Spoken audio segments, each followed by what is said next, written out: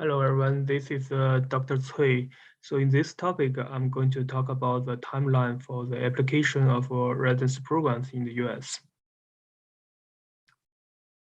So we all know that it's a very challenge to get an interview for the IMGs and especially for the old IMGs. So what I'm suggesting is from the first year December to second year January, just try all your best to complete your step one, the step two, and and then during the January and to the March and complete other tests.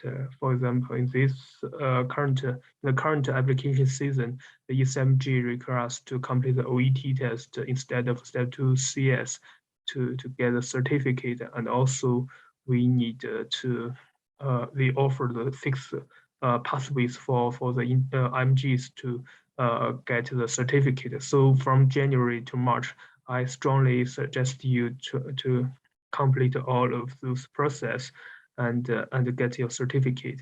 And from April to September, you definitely need to get some USCE, at least three letter of recommendations.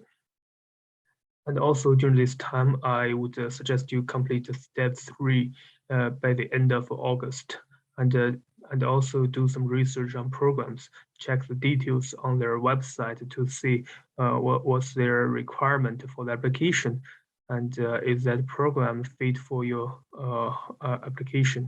And also prepare for your personal statement, ERAS applications. And the ERAS should be opened in June to the applicant.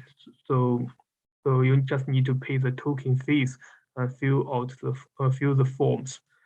And also you need to prepare one-page CV and letter of interest in order to send to the programs in the next timeline.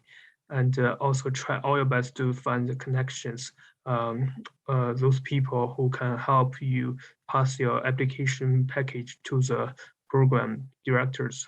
Um, that will be very helpful.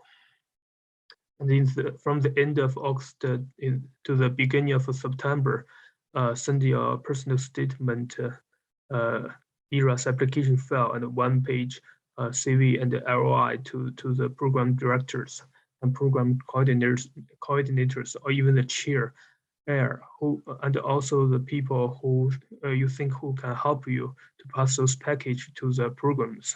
So yeah, so during this time, just send those files in advance, because in this time period, those people, like program directors, coordinators, even chair, they have some time to check those files you send to them. If the ERAS is open those to the programs, they will not have time to check your message, and probably your message will be ignored. So from September to ERAS open to the programs, just try all your best to complete your own application list. Apply the programs you got the positive and neutral feedback from the, the message you sent to them in the last timeline, and the programs, and also apply to the programs you think you fit, because you have already checked their requirements. So just if you think it fitted, just apply for it, and apply broadly to increase your chance to get matched.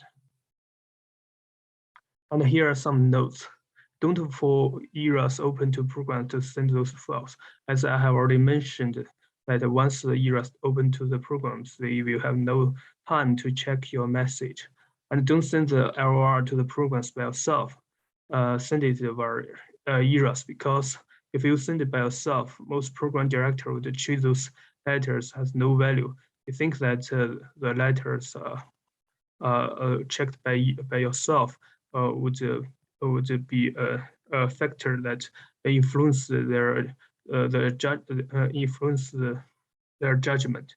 And also, if you have already done all of those steps, there's still no interviews or few interviews invitations. In the third week of October, first week of December, you can call the programs and send the letter of interest again to ask for the interview. But it's a double-edged sword because because as I mentioned, um, so actually program directors send 2 weeks of the interviews normally. So after the first wave of interview, the third week of October, they will have time to check your message. And the second, after the second wave of interview, the first week of December, we will also have time to check your message. But some program directors would treat this message or as a bad signal. They would think that it's so bothering, so probably they will just send you a rejection letter instead. So that's why I see I mentioned here it's a double-edged sword. So just be careful. And if you still have no interviews after December, I would strongly suggest you to register a website which is called residency.org and to get most updated information. So whenever there's positions available, the program will update the information on this website, and the website will send you this information to your email you registered, and then you can just apply for you can just reply the message or send the program the message and of your application. So actually it's pretty useful, and also it's good for SOAP and the post match. During this time, the website will still send you the information wherever the program has a position there. So you can just keep an eye on it. I think that's all for this topic. So good luck.